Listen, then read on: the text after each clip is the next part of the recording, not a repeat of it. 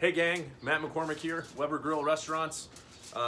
Really excited that you took the opportunity to purchase our rib grill out pack and hope you're equally as excited to cook it at home. A few tips to get you going in the right direction. Lots of different ways out there to cook ribs if you talk to anybody that is passionate about barbecue. This is a very simple version that I'm doing today that you can quickly do at home without having to manage too much. This can be done on your gas grill as I'm cooking on my Summit here. You can cook this way on charcoal or even on a smoker.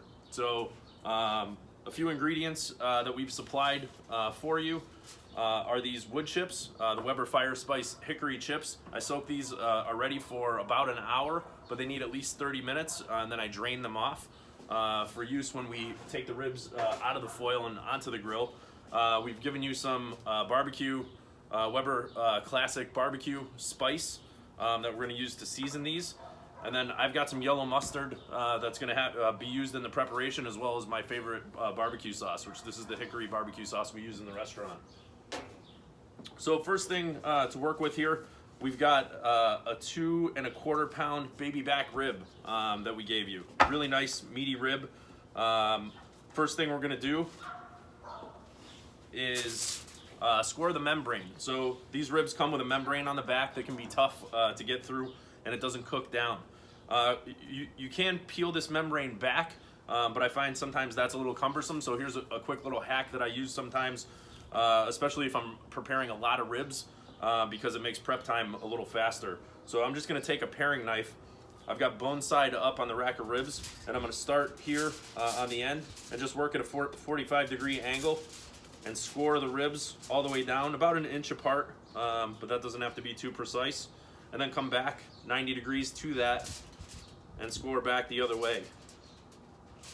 That's going to help the heat get inside of that membrane, and it's going to help break everything down, and these ribs will be nice and tender when we're done. Pretty simple process there. If you're comfortable and familiar with peeling the membrane, you can do that as well. Next, we're going to take our yellow mustard and put about a tablespoon on each side. Once I've applied that, I'm just going to rub it into the rib. This is going to act as the glue that is going to make our seasoning stick, as well as add a little bit of a piquant flavor underneath the barbecue flavor of the rib. Another tablespoon on this side, and rub that in.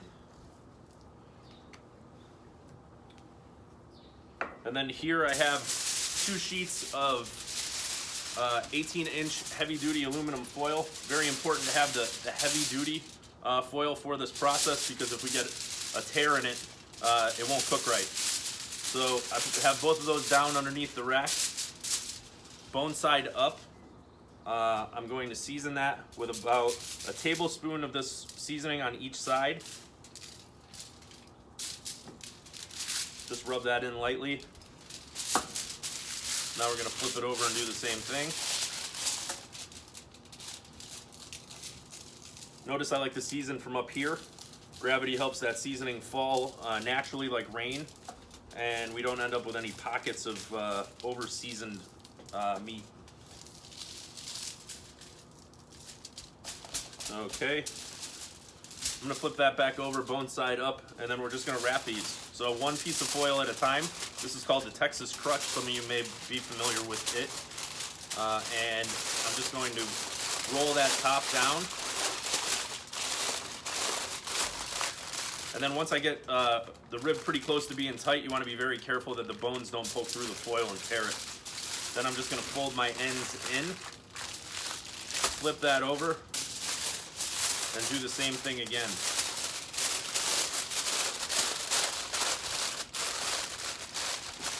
Now I have my grill set for medium heat, which is about 350, 400 degrees, direct grilling, which means I'm cooking directly over the flame the entire time. And this rib goes onto that direct heat wrapped like this for 1 hour. Manage that your temperature is right around that 350, 400 degree mark the entire time. And you want to give them a flip a few times. So I use my handy dandy thermometer. I set it for an hour. About 15 minutes, I give them a flip, and then come back and do that a couple more times during the cooking process. Will help the ribs cook more evenly. So that one is still finishing. Over here, I have one that's done already, and we took that out of the foil, put it on to direct heat. It's been grilling over that direct flame for about 10 minutes, and you notice that I've got some nice char here on both sides, so it's ready to eat. As I put that rib down onto the grill, I added my hickory wood chips to my smoke box. So that goes right there. If you don't have a smoke box built in on your gas grill, you can buy one, or you can put in a small disposable aluminum pan right over the flame to get that smoke going inside of your gas grill. If you have a charcoal grill, just add those wood chips right into the charcoal and grill away until you're lightly charred and starting to see the fat and the meat sizzle around the edges. So once that's done,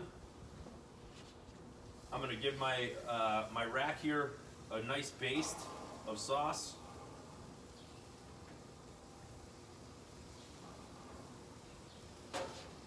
I'm going to let that cook for just about another minute, just so that sauce caramelizes, and then we're ready for dinner. Hope you all enjoy. Have fun cooking.